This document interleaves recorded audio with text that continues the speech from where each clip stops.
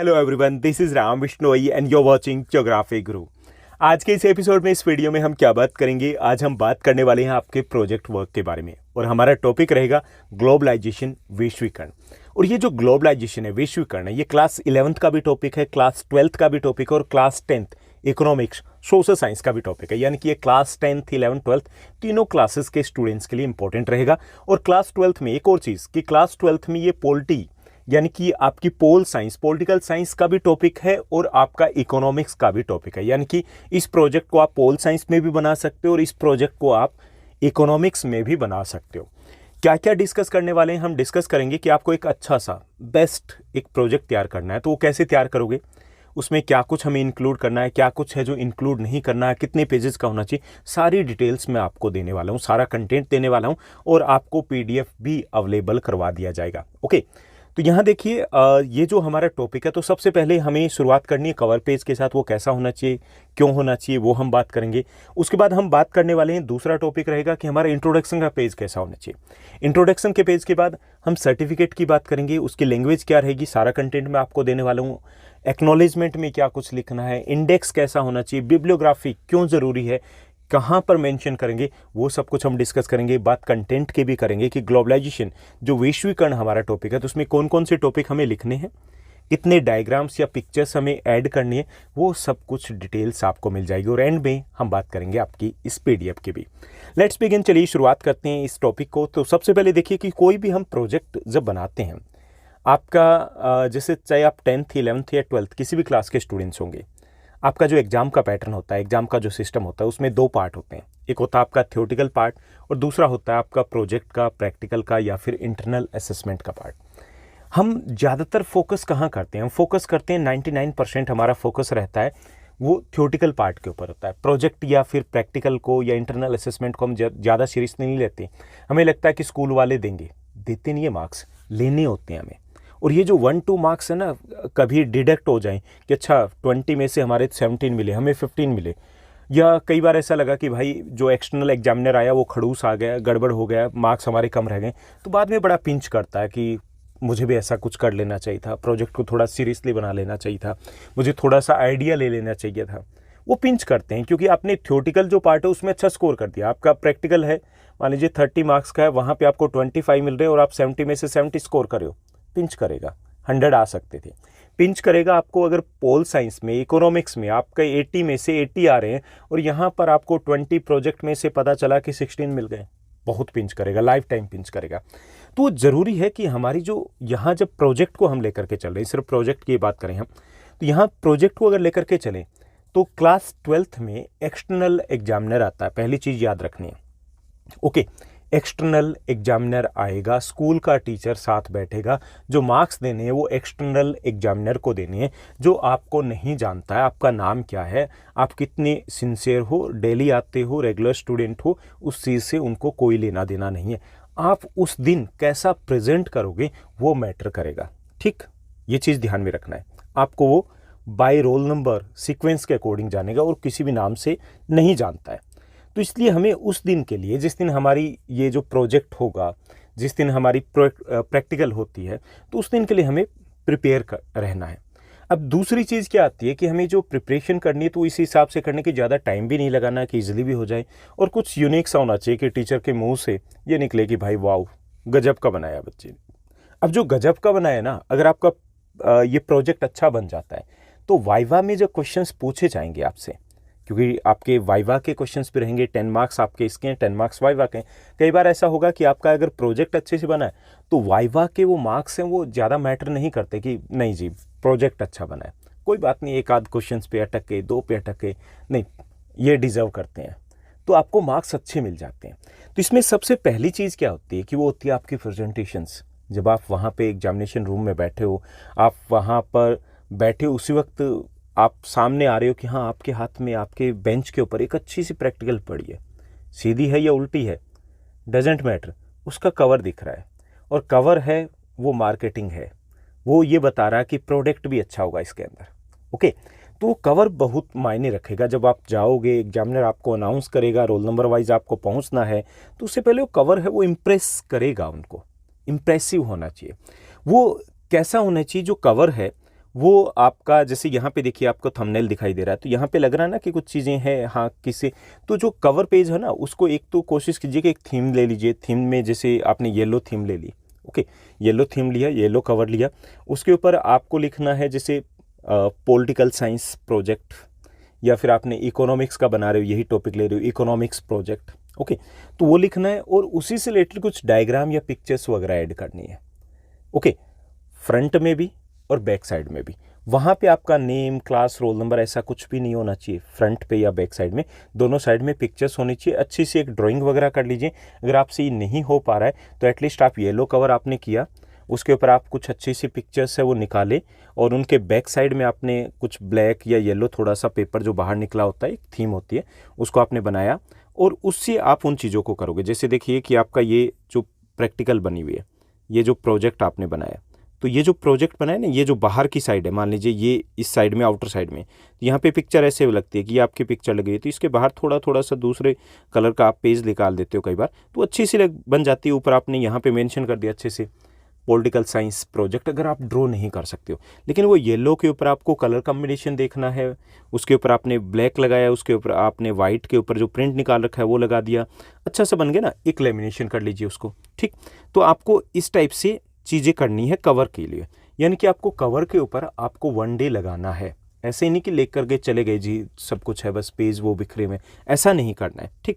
दूसरी चीज़ क्या करनी है कि आपने यहाँ से, ये आपका हमने ओपन कर ली, मान लीजिए प्रैक्टिकल को, आपके जो प्रोजेक्ट की फाइल को हमने बाहर से कवर कर लिया। ये वाला जो पेज है यहाँ पे, वो पेज ऐसे ऐसे हो जाते हैं, ऐसे ऐसे दिखती है ना, कि हमने क्योंकि कवर किया वो अंदर की तरफ फोल्ड किए हुए, लेमिनेशन किया वो अंदर की तरफ फोल्ड किए, तो इस पेज के ऊपर भी आपको एक वाइट पेज है वो पेस्ट कर देना है, यहाँ पर भी पेस्ट कर दोगे, ठीक।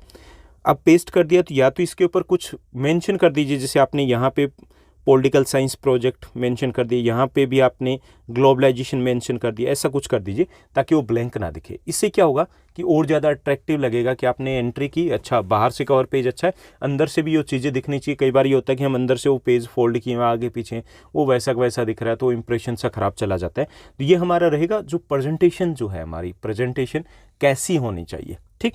तो ये तो एसेंशियल पार्ट आ जाएगा आपका कि इसको कवर अच्छे से करना है, ठीक। उसके बाद क्या रहेगा आपका, जब हम अंदर एंट्री करते हैं तो सबसे पहला जो आपका पेज रहेगा वो पेज रहेगा आपका जो इंट्रोडक्शन का पेज है। वाइट पेज के ऊपर बनाना है, यानी कि लाइन वाला पेज नहीं होना चाहिए, क्लियर। उसके ऊपर बनेगा, सबसे पहले आप अपने स्कूल का नेम मेंशन करोगे, बोल्ड लेटर में, कैपिटल लेटर में मेंशन कीजिए। आप अगर हैंडराइटिंग अच्छी है, कुछ यूनिक से फ़ॉन्ट अगर यूज़ कर सकते हो तो आप स्मॉल लेटर में भी लिख सकते हो आपके कर्सिव राइटिंग के साथ। उसके लिए फ़ॉन्ट वगैरह अच्छे से निकाल लीजिएगा, क्लियर। यानी कि ये फ़ॉन्ट जैसे यहाँ पे लिखे तो सिंपल तरीके से आप और भी बेटर कर सकते हो, अगर कर सकते हो ट्राई करना है। और ये डिफरेंट अलग से लुक में आना चाहिए, क्योंकि सबसे इंपॉर्टेंट पार्ट है ये। उसके बाद दूसरी जो इंपॉर्टेंट हेडिंग बनेगी उसमें फ़ॉन्ट थोड़ी सी अलग लुक दे सकते हो, वो रहेगा आपका पॉलिटिकल साइंस प्रोजेक्ट। अगर इकोनॉमिक्स में यही टॉपिक ले रहे हो तो इकोनॉमिक्स प्रोजेक्ट आपका ये हेडिंग हो जाएगी, ठीक। तो ये आपकी हेडिंग रहेगी दो, जो बोल्ड में बड़ी होनी चाहिए, पेन से नहीं लिखोगे, ये ध्यान रखना है कि पेन का यूज़ नहीं करना है। अब स्केचेज आते हैं अलग अलग टाइप के, स्केच पेन आते हैं अलग अलग टाइप के, उनको यूज़ करोगे, अच्छे से वर्क करोगे। आप पहले पेंसिल से लिखिए, उसके बाद इनको बाकी चीज़ें वो कंप्लीट कीजिए।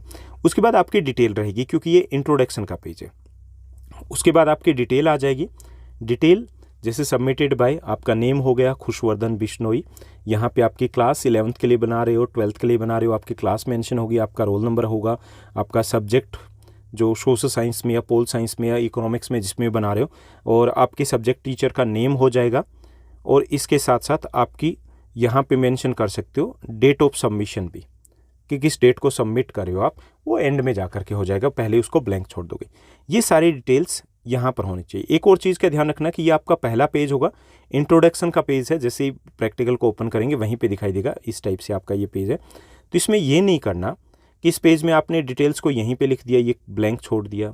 ये सब कुछ जो रहेगा वो सारा का सारा आपका सेंटर में होना चाहिए, ओके। यानी कि यहाँ से वो सेंटर में होना चाहिए। अगर यहाँ पे जैसे साइड में कुछ स्पेस बच रहा है तो वहाँ पे अगर आप इसी सब्जेक्ट से रिलेटेड कुछ डायग्राम या हल्का फुल्का अगर ड्रॉ करना चाहते हो तो वो ड्रॉ कर सकते हो। हालांकि फूल पत्तियाँ वैसे मत कर देना जैसे लगे कि होम साइंस के प्रैक्टिकल, ऐसा नहीं लगना चाहिए, ओके। और रहेगा ये ब्लैंक, बिल्कुल कोरा पेज होना चाहिए, लाइन बिल्कुल नहीं होनी चाहिए, क्योंकि फिर ये लेस अट्रैक्टिव लगने लगता है। क्लियर? तो ये सारी डिटेल्स आपको लेनी है। इसके अलावा एक चीज़ और भी रहेगा आपके पास, ऑप्शन रहेगा। ऑप्शन क्या रहेगा वो भी मैं आपको बता देता हूँ, जस्ट ए मिनट। इसमें ऑप्शन आपके पास ये रहेगा कि अगर आपको लगता है कि आपकी हैंडराइटिंग बहुत ख़राब है, बहुत ख़राब है, आप लिख नहीं पा रहे हो, बना नहीं पा रहे हो, तो ये सारी चीज़ें टाइप करके भी आप पेज निकाल सकते हो, प्रिंट निकाल सकते हो। ये ऑप्शन बाद में यूज़ करना अगर आप नहीं कर सकते तो, अदरवाइज़ बेस्ट तो ये रहता है कि वो सब कुछ हैंड रिटन होना चाहिए। क्लियर? तो ये आपका पेज हो जाएगा फर्स्ट। उसके बाद आपका एक्नॉलेजमेंट का पेज बनेगा। एक्नॉलेजमेंट का जो पेज होता है उसमें एक तरीके से हम थैंक यू बोलते हैं उन सभी को जिन्होंने हमें कोऑपरेट किया है, जिन्होंने हमें गाइड किया है इस प्रोजेक्ट को बनाने में। ओके, तो उसकी लैंग्वेज आप एज इट इज़ यहाँ से ले सकते हो। अब इसमें भी क्या ध्यान रखना है, वही सेम चीज़ें कि जो आपका पेज है उस पेज के ये सेंटर में रहेगा। ये नहीं कि आपने ऊपर लटका दिया, नीचे छोड़ दिया, साइड में छोड़ दिया, तो इस चीज़ को ध्यान रखोगे। बिल्कुल ब्लैंक पेज रहेगा, इसके ऊपर लाइन वगैरह नहीं होना चाहिए, लाइन वाले पेज के ऊपर नहीं बनाओगे बिल्कुल भी। और ये जो एक्नॉलेजमेंट, ये आपकी हेडिंग है, खूब बड़ी होनी चाहिए। ओके, और अच्छे से फ़ॉन्ट, जितने अच्छे डिज़ाइंस के साथ फ़ॉन्ट बना सकते हो उतने अच्छे तरीके से इसको यूज़ करना है। और ज़्यादा कलर्स वगैरह यूज़ करने की ज़रूरत नहीं है, इसके लिए ब्लैक ही वाइट के ऊपर बड़ा अच्छे से रहेगा।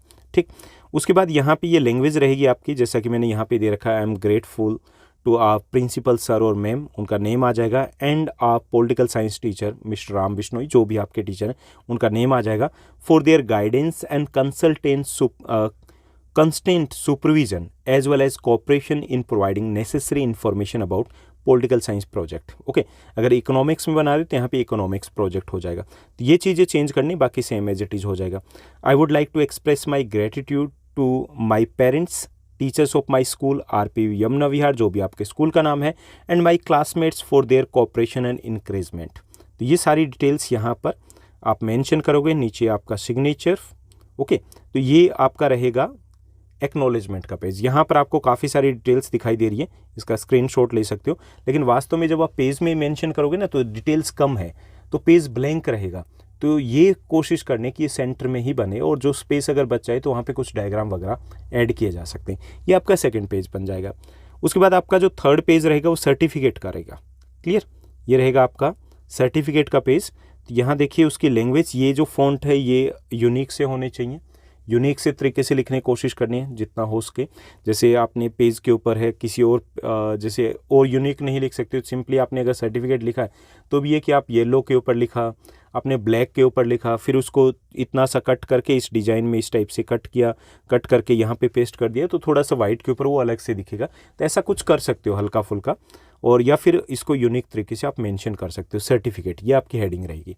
इसमें this is to certified that Khushvardhan of class 12th, यहाँ पे आपका नेम हो जाएगा, has successfully completed his pol science project on the topic globalization as prescribed by, आपके सब्जेक्ट टीचर का नेम आ जाएगा, during the academic year 2023-24 as per the guidelines issued by the CBSE। Okay, ये सब कुछ यहाँ पे मेंशन करना। जो जो मैंने बोल्ड में दे रखा है इसके लिए अलग कलर यूज़ कर लोगे, और ये वो डिटेल्स है जो आपको चेंज करनी है अपने अकॉर्डिंग। और उसके बाद यहाँ पर नीचे की साइड में आपका सब्जेक्ट टीचर का नेम हो जाएगा, और यहाँ पर उनका डेजिग्नेशन हो जाएगा। क्लियर? PGT इकोनॉमिक्स हैं, PGT पोल साइंस है, तो उनका नेम और डेजिग्नेशन मेंशन कर दोगे। यहाँ पे उनके साइन होने, ये इंपॉर्टेंट पेज है क्योंकि यहाँ पर उनके साइन होने। कुछ स्कूल में ये भी होता है कि यहाँ पे प्रिंसिपल सर या मैम के भी साइन होते हैं, और एक्सटर्नल जो एग्जामिनर होते हैं वो भी अमूमन इसी पेज के ऊपर साइन करते हैं।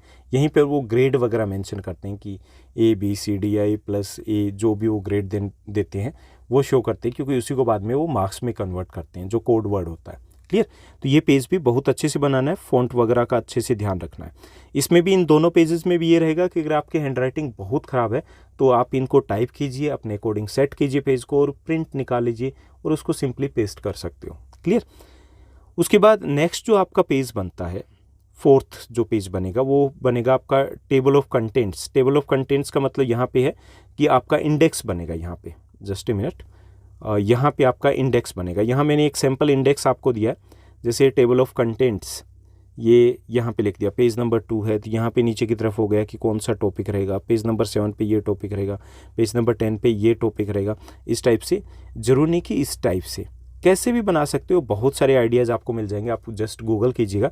तो इंडेक्स को आपको यूनिक तरीके से बनाना है, जैसे यहाँ पे देखिए सिंपल से तरीके से ऊपर आप टेबल ऑफ कंटेंट्स है, या यहाँ से आप कुछ डायग्राम वगैरह बना सकते हो। इस टाइप से आपने बना दिया कुछ चीज़ें जो मिलती जुलती है, या इकोनॉमिक्स या पोल साइंस से मिलता जुलता कंटेंट है, वो ले सकते हो। चीज़ें क्या क्या मेंशन करनी है इस पेज के ऊपर, सीरियल नंबर 1 2 3 4, और ये आपके टॉपिक रहेंगे और ये पेज नंबर रहेंगे, और कुछ भी मेंशन नहीं करना। Date of completion, sign, signature, ऐसा कुछ भी मेंशन नहीं करना है, क्योंकि जो सिग्नेचर होंगे टीचर के वो कहाँ पर होने हैं, वो सिग्नेचर या तो आपके कंटेंट के ऊपर होने, या फिर जो सर्टिफिकेट का पेज है वहीं पर होने।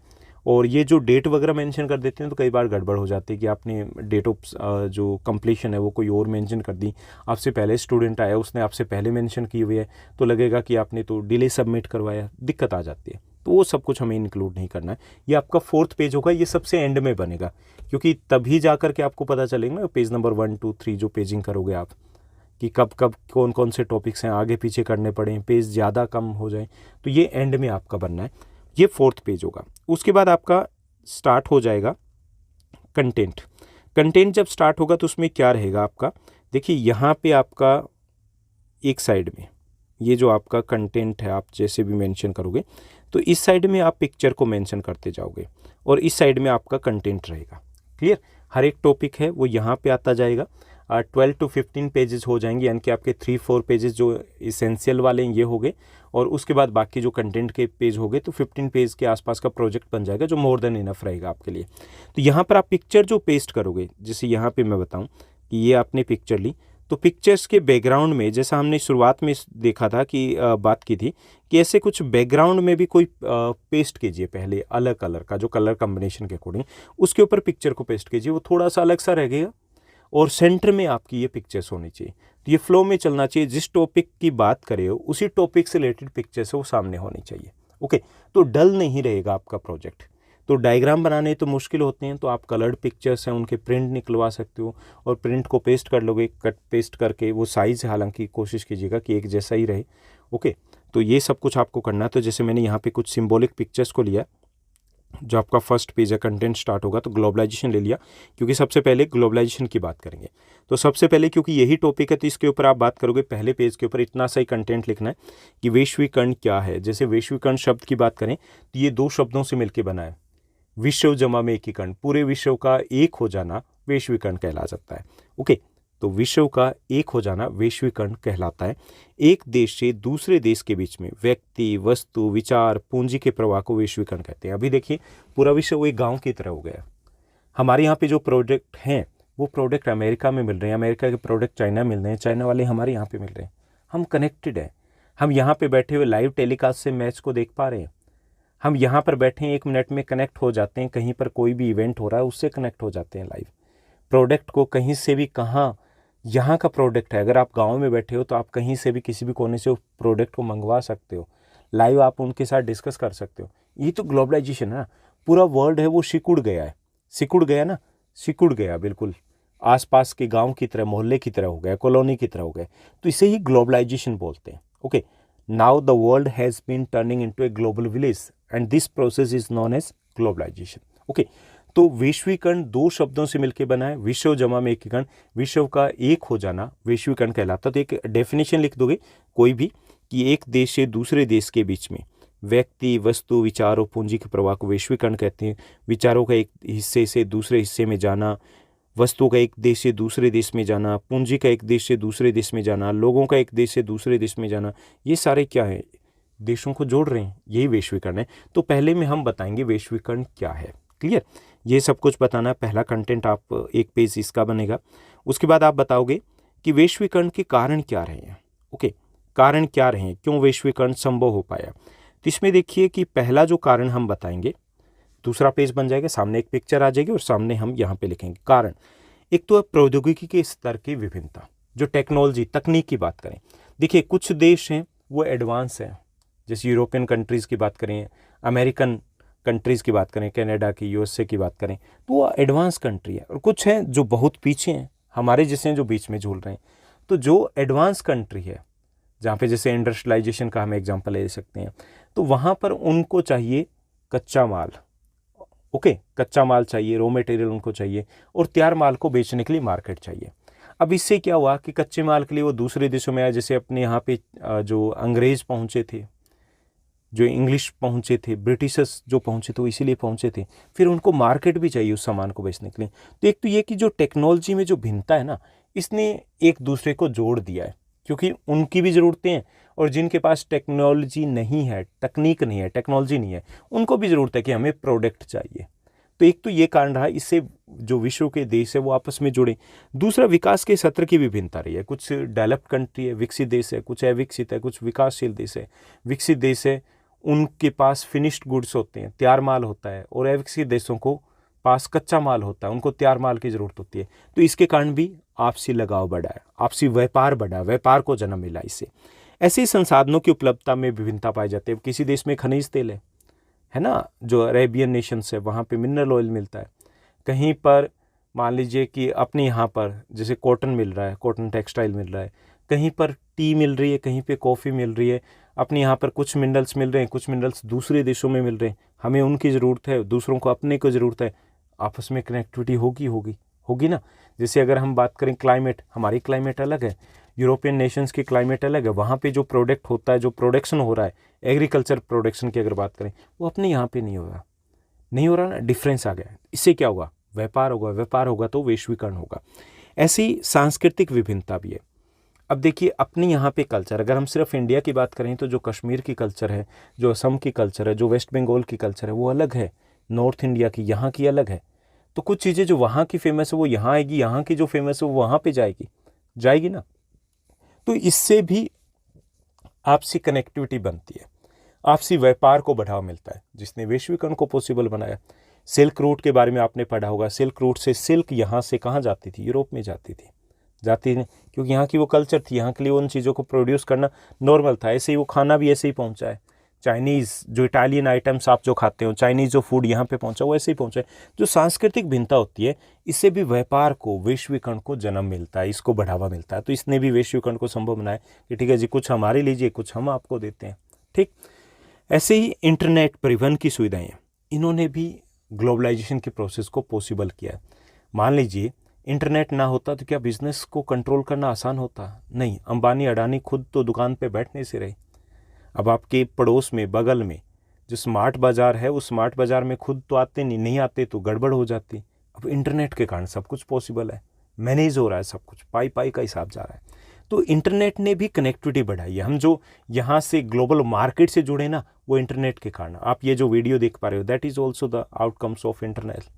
जो इंटरनेट है उसका ही आउटकम है, ये परिणाम है उसका। तो ऐसे ही परिवहन के साधनों ने, अगर परिवहन के साधनों का विकास नहीं हो पाता तो क्या ये वस्तुएं आ पाती, यहाँ से वहाँ जा पाती, या वहाँ से वेस्टर्न कंट्री से यहाँ पहुँच पाती? नहीं पहुँच पाती, पहले नहीं हो पाता था। तो ये भी फैक्टर हैं जिन्होंने ग्लोबलाइजेशन को इनेबल किया है, उसके मोड को ऑन किया है। ऐसे ही बहुराष्ट्रीय कंपनी, मल्टीनेशनल कंपनी, बहुराष्ट्रीय कंपनी कौन सी होती है? जो एक से ज़्यादा देशों में व्यापार करती है या फिर उत्पादन करती है। अब ये कंपनियां, इन्होंने भी तो देशों को जोड़ा है। कोका कोला, पेप्सी, इसी तरीके से जो सेल फोन की जितनी भी कंपनियां हैं, कहाँ की कंपनी है, कहाँ पहुंच गई? कनेक्टिविटी तो हो गई ना आपस में, सेम प्रोडक्ट है, अलग अलग देशों में मिल पा रहा है। तो ये कंपनियां, इनका भी एक अपना रोल रहा है जिन्होंने वैश्वीकरण को संभव बनाया। तो ये कुछ कारण रहे हैं जिससे वैश्वीकरण है वो संभव हो पाया। तो ये हमारा सेकंड टॉपिक हमें इंक्लूड करना है, ये टॉपिक रहेगा, और एक पिक्चर आपको ऐड करनी है इसी से रिलेटेड। ओके, उसके बाद रहेगा वैश्वीकरण के परिणाम क्या निकले हैं। देखिए अलग अलग परिणाम निकले हैं, जैसे कि आप पॉलिटिकल साइंस में पढ़ चुके हैं कि पहले है राजनीतिक, यानी कि राजनीतिक है, आर्थिक परिणाम भी है और सांस्कृतिक परिणाम भी निकले इसके। ओके, तो इसमें राजनीतिक परिणाम की बात करें तो उसको भी हम दो भागों में बांटेंगे। एक तो होंगे पॉजिटिव, एक होंगे नेगेटिव आउटकम्स। पॉजिटिव में आप थोड़ा सा मेंशन कर सकते हो, हेडिंग मेंशन करनी है। जैसे शासन व्यवस्था में सुधार हुआ है, कि ग्लोबलाइजेशन का असर ये पड़ा है कि हम एक दूसरे के कांटेक्ट में आए। जब एक दूसरे के कांटेक्ट में आए तो हमने वहाँ से जो अच्छी चीज़ें थी उनको हमने अडॉप्ट कर लिया। जैसे अपने यहाँ पर जो शासन व्यवस्था रही है, हम अंग्रेजों के क्लोज कांटेक्ट में आए, तो हमारे पार्लियामेंट्री सिस्टम है, जो संसदीय प्रणाली, कहाँ से आई? हमने वहाँ से लिए। जिन जिन के संपर्क में आए हमने वहाँ से अच्छा लिया। तो इससे शासन व्यवस्था में सुधार आया है, एक दूसरे से हमने सीखा भी है। जैसे पंचवर्षीय योजना है, हम रशिया से लेकर के आए हैं। क्लियर? ऐसे ही शासन हेतु उच्च स्तरीय जो तकनीक है, प्रौद्योगिकी है, वो हमें मिल पाई है, अच्छी अच्छी टेक्नोलॉजी एक दूसरे से मिल पाई है, कंट्रोल करना, शासन चलाना वो आसान हो पाया है। ओके, ऐसे ही शासन की कार्यप्रणाली में गुणात्मक वृद्धि होती है। एक दूसरे जब संपर्क में आते हैं तो हमें ज़रूरत के अकॉर्डिंग जैसे जैसे हमारी नीड होती है तो हमें दूसरी कंट्री से वो गाइडेंस भी मिलती है, वो ज़रूरतें भी हमारी पूरी होती है, तो हम अपने शासन व्यवस्था में इम्प्रूवमेंट भी करते हैं। अब आप देखिए दिल्ली के गवर्नमेंट स्कूल्स में अलग अलग आसपास के कंट्रीज़ के जो डिप्लोमेट्स हैं वो पहुंचते हैं कि अच्छा जी ये कैसे चेंज आया, हम भी लेकर के आएंगे। G20 को आपने देखा, जब आपस में डिस्कस किया तो कुछ चीज़ें हमने ली, कुछ चीज़ें उन्होंने हमसे लिए, सीखिए। तो ऐसी चीज़ें होती है कि शासन की जो कार्यप्रणाली उसमें भी क्वालिटेटिव चेंज आता है, गुणात्मक वृद्धि होती है। ऐसी पारदर्शिता आती है। पारदर्शिता मतलब आम लोगों की इन्वॉल्वमेंट है वो बढ़ जाती है, क्या चीज़ कैसे चेंज हो रहा है उसमें लोगों को वो जानने का राइट होता है और वो राइट मिल भी जाता है। ऐसी शासन व्यवस्था का सरलीकरण को भी बढ़ावा मिला है कि शासन व्यवस्था कैसी होनी चाहिए, किस तरीके से लोगों को हमें इन्वॉल्व करना है। तो ग्लोबलाइजेशन का ही परिणाम निकला कि हमारे ग्लोबलाइजेशन के कारण कि जो बंदिशें थी वो धीरे धीरे कम हो गई ना। एक देश से दूसरे देश में आना जाना आसान हो गया, दूसरे देश में कोई अच्छी चीज़ हो रही तो उसका प्रभाव यहाँ पड़ने लगा। तो ये सारे परिणाम सकारात्मक परिणाम है जो राजनीतिक परिणाम में हम लिखेंगे। उसके बाद इसके कुछ नेगेटिव इम्पैक्ट्स भी रहे हैं।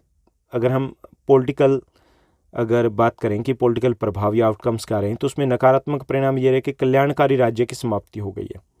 पहले ये था कि लोगों की भलाई के ऊपर गवर्नमेंट का फोकस रहता था, अब ये कि व्यापारिक संबंध जो बनाए रखने हैं वैश्वीकरण के कारण या WTO के प्रभाव में, विश्व व्यापार संगठन के प्रभाव में, तो उसमें यह है कि कई बार जो आम लोगों के हित है उनकी अवहेलना कर दी जाती है। जैसे हमने वैश्वीकरण के कारण कि ज़्यादा से ज़्यादा कंपनी आप यहाँ पे आए, हमने जो लेबर लॉज है उनमें ढील दे दी, अब जो श्रमिक है उनका शोषण हो रहा है।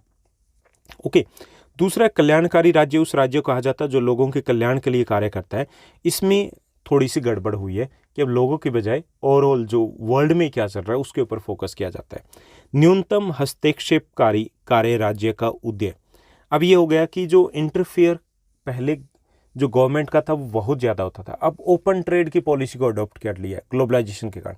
ठीक है जी, बाहर की कंपनियां आए जाए, खरीदे बेचे, कोई फ़र्क नहीं पड़ता।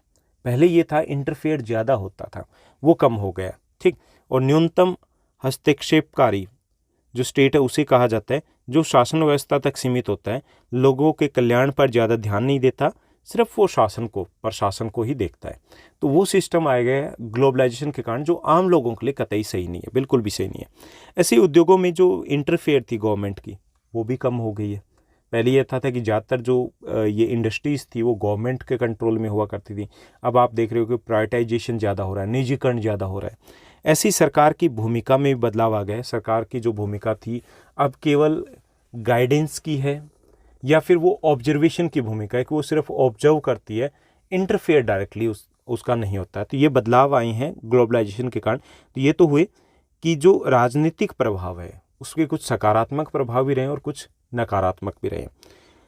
उसके बाद हम बात करेंगे दूसरे प्रभाव की। दूसरे प्रभाव है आर्थिक प्रभाव।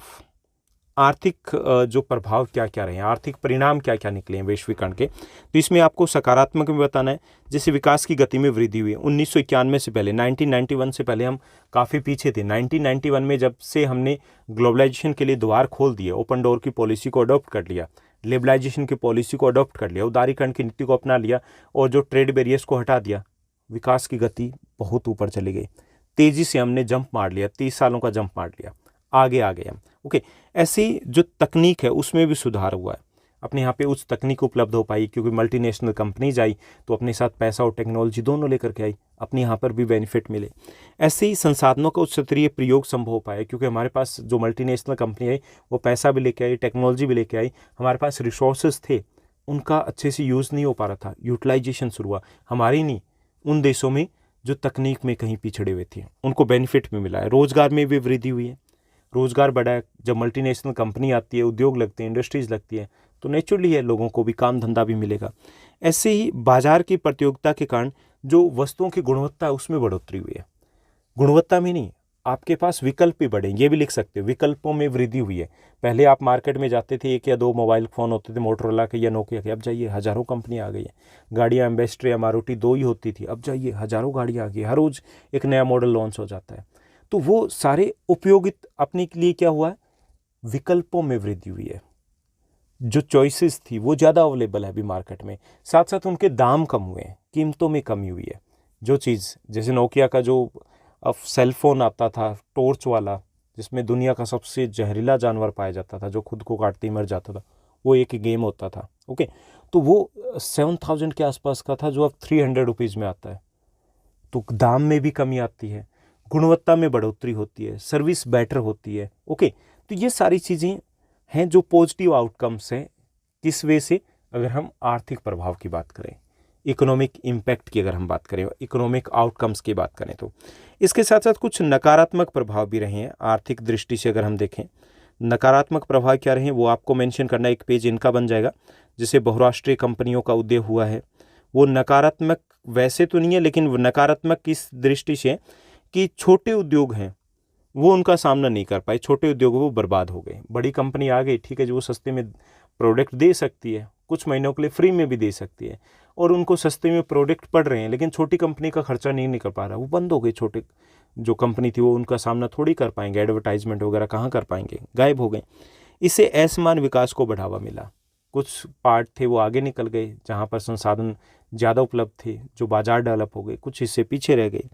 इससे व्यापार करना एक व्यक्ति के लिए, आम व्यक्ति के लिए व्यापार करना मुश्किल हो गया। जैसे आजकल आप देख रहे हो स्मार्ट बाजार वगैरह, ये जो इस टाइप के स्टोर्स वगैरह आ गए हैं, तो आम लोगों को नुकसान है, उनका कंपटीशन नहीं कर पाएंगे, वो उनके साथ कंपटीशन नहीं कर सकते वो।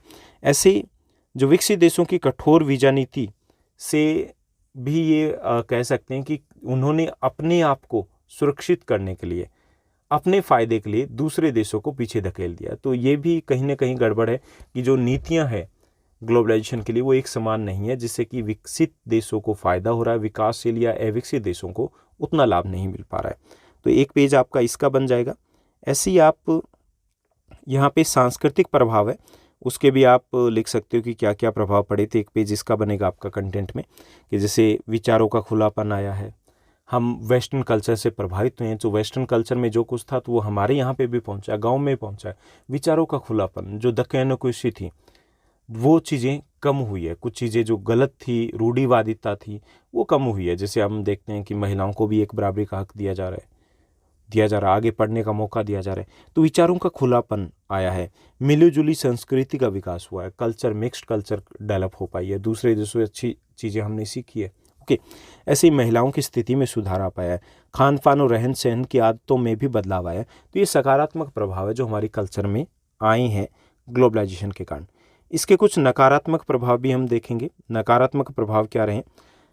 अगर हम नकारात्मक प्रभाव की बात करें तो हमारे यहाँ पर अमेरिकी या वेस्टर्न जो कल्चर है उसका प्रभाव थोड़ा ज़्यादा देखा गया, जिसके कारण हमने कुछ अपनी अच्छी बातें जो थी वो हमने पीछे छोड़ दी है। हमने उन चीज़ों को उस तरीके से लेने के बजाय कुछ अलग तरीके से ले लिया है, वो गलत प्रभाव रहा है। ऐसे ही छोटे देशों की संस्कृति है, अपने देश का तो नहीं, लेकिन कुछ छोटे छोटे देशों की जो कल्चर है वो ख़त्म ही हो गई है उस प्रभाव में, क्योंकि उन्हें ये लगा कि नहीं वो बेटर है, हमारी कल्चर सही नहीं है। और एक पक्षीय संस्कृति का भी विकास हुआ है कि सिर्फ एक ही पक्ष की संस्कृति, जो विकसित देश थे उनकी कल्चर को तो हमने अडॉप्ट कर लिया, और जो विकसित देश नहीं थे लेकिन कल्चर उनकी भी अलग थी, यूनिक थी, लेकिन हम उनको अडॉप्ट नहीं कर पाए, क्योंकि हमारा माइंड सेट हो गया कि जो डेवलप्ड नेशन है उनकी कल्चर हमें अच्छी लगती है। ओके, तो ये नकारात्मक प्रभाव भी रहे। तो ये यहाँ पे आपके लगभग 10 से 12 पेज यहाँ तक आपके बन जाएंगे। ओके, उसके बाद हम बात करेंगे, जो एक और टॉपिक हम लेंगे कि भारत और वैश्वीकरण, कि भारत में वैश्वीकरण की शुरुआत कब से हुई। तो थोड़ा सा हम लिख सकते हैं, इसको आप थोड़ा ज़्यादा भी ले सकते हो, टॉपिक को अगर डिटेल में जाना चाहे 2-3 पेज को कवर करना हो। जैसे आज़ादी से पहले भारत ब्रिटेन का उपनिवेश था, उस दौर में भारत से कच्चा माल ले जा करके उसे ब्रिटेन में उत्पादों में बदलकर वापस भारत में बेचा जाता था, यानी कि उस दौर में भी वैश्वीकरण की शुरुआत हो चुकी थी। आज़ादी के बाद भारत ने इस निर्भरता को समाप्त करने की कोशिश की, और हमने क्या किया, हमने आयात के ऊपर प्रतिबंध लगा दिए, यानी कि हमने व्यापार अवरोधकों का प्रयोग किया, ट्रेड बैरियर का उपयोग किया। 1991 में हमने उन ट्रेड बैरियर को हटा दिया और नई आर्थिक नीति को अपनाया, और नई आर्थिक नीति की अपनाने के साथ ही 1991 से 1991 से भारत में वैश्वीकरण के दौर की शुरुआत होती थी। इतनी सी डिटेल देनी है तो एक पेज आपका इससे कवर हो जाएगा, और एक आपको इसी से रिलेटेड एक पिक्चर है वो पेस्ट कर लोगे। उसके बाद हम रहेंगे कि यहाँ पे बात करेंगे कि भारत की नई आर्थिक नीति की विशेषता क्या थी। देखिए, भारत की जो 1991 की नई आर्थिक नीति थी उसकी विशेषता थी LPG, liberalization, privatization and globalization. 3 चीज़ें थी। लिबरलाइजेशन मतलब इसको कहेंगे उदारीकरण, प्राइवेटाइजेशन यानी कि निजीकरण, और ग्लोबलाइजेशन यानी कि वैश्वीकरण। 3 चीज़ें हमने शामिल की। उदारीकरण का अर्थ होता है व्यापार करने की नीतियों को सरल बनाना, यानी लाइसेंस या अन्य बाधाओं को समाप्त करना। जैसे हमने व्यापार अवरोधक, जो ट्रेड बैरियर थे, उनको हटा दिया। जो प्रतिबंध लगा रखे थे कि बाहरी कंपनी ना आ पाए, हमने उसको खत्म कर दिया। ओके। दूसरा, हमने निजीकरण को अपनाया। निजीकरण का अर्थ था कि निजी क्षेत्र जो है, प्राइवेट जो सेक्टर है, उसको बढ़ावा देना। पहले ये था कि काफ़ी सारी जो इंडस्ट्रीज थी वो गवर्नमेंट के कंट्रोल में होती थी, लाइसेंस नहीं मिलता था। हमने लाइसेंस दे दिया। प्राइवेट जैसे एयरलाइंस अब हो गई है, रेलवे में भी हमने प्राइवेटाइजेशन को बढ़ावा दिया है। सारी चीज़ों में प्राइवेट कंपनी जा चुकी है, तो वो हमने अपनाया कि ठीक है जी, कुछ सेक्टर हम प्राइवेट सेक्टर के लिए भी खोल देते हैं। ऐसे ही वैश्वीकरण के लिए भी हमने अपने दरवाजे ओपन कर लिए। वैश्वीकरण मतलब कि जिस दौर में विश्व के सभी देश एक दूसरे के ऊपर निर्भर होते हैं, तो उस दौर के लिए भी हमने दरवाजे खोल दिए 1991 में, और इसमें भी हम इस दौड़ में शामिल हो गए। हमारी भी कई सारी कंपनियां हैं जो मल्टीनेशनल कंपनी बन चुकी है। ओके। उसके बाद हम बात करेंगे ग्लोबलाइजेशन है, इसकी आलोचना क्यों की जाती है। देखिए, इसकी आलोचना भी की जाती है, कुछ कमियां भी है। इसमें 2 पक्ष हैं। एक तो वामपंथी है। वामपंथी आमतौर पर जो निर्धन लोग हैं उनके समर्थक होते हैं, कि उनका ये मानना है कि वैश्वीकरण से गरीब लोगों की हालत है वो ज़्यादा ख़राब हुई है, और सरकार ने बड़ी कंपनियों को फ़ायदा देने के चक्कर में, जैसे जो लेबर लॉज हैं, श्रम कानून है, उनमें ढील दे दी है। इससे क्या हुआ कि जो गरीब निर्धन लोग हैं, श्रमिक लोग हैं, उनके लिए थोड़ी सी समस्याएं खड़ी हो गई, और हमने उन लेबर लॉज को लागू करने की कोशिश भी नहीं की, क्योंकि हमें डर है कि नहीं जी, बड़ी बड़ी कंपनियां तो फिर यहाँ से भाग जाएगी। तो एक तो इस बात के ऊपर आलोचना हो रही है कि जो गरीब लोग हैं, छोटी कंपनियां हैं, उनको इससे नुकसान पहुंचा है। दूसरे जो दक्षिणपंथियों की अगर बात करें, तो दक्षिणपंथी उन लोगों को बोलते हैं जो अमीरों के हित में बात करते हैं। ओके। और उनका ये मानना है कि वैश्वीकरण है वो बेहतर है, आर्थिक विकास के लिए, देश के विकास के लिए बेहतर है। तो आलोचना में हम दोनों पक्ष रखेंगे कि हाँ, कुछ हैं जो इसके पक्षधर भी है, और कुछ समूह ऐसे हैं जो इनके खिलाफ भी है, क्योंकि इसके कुछ नकारात्मक प्रभाव भी रहे। ओके। और एंड में आपको यहाँ पे देखिए कि एक बिब्लियोग्राफी का पेज भी ऐड कर सकते हो कि आपने किन किन सोर्सेज से हेल्प ली, और ये रहेगा आपका प्रोजेक्ट। होपफुली काफ़ी ज़्यादा आपके लिए हेल्पफुल रहने वाला है। आप मुझसे कनेक्ट हो सकते हो कहाँ पर? इंस्टाग्राम पर ज्योग्राफी गुरु ऑफिशियल चैनल है, वहाँ पे आप जुड़ जाइए, और मतलब कुछ भी डिस्कस किया जा सकता है। आपको कोई भी डाउट है, आप यहाँ पर देखिए टेलीग्राम के ऊपर भी मुझसे कनेक्ट हो सकते हो। आईडी आपको विजिबल होगी स्क्रीन के ऊपर, आप देख पा रहे हो, ज्योग्राफी गुरु यहाँ पे चैनल है, और इंस्टा की आईडी भी आपको स्क्रीन के ऊपर दिख पा रही है। और जो हमारा टेलीग्राम का चैनल है, वहाँ पर PDF वगैरह, सिंपल क्वेश्चन पेपर वगैरह एट्सेट्रा भी अवेलेबल करवाए जाते हैं। कमेंट सेक्शन भी ओपन है, वहाँ पर कमेंट भी किए जा सकते हैं, और वहाँ पर ही आपको एक लिंक मिलेगा जिससे आप हमारे व्हाट्सएप के ग्रुप से भी कनेक्ट हो सकते हो। आज के लिए बस इतना ही। Thank you, bye bye, have a nice day.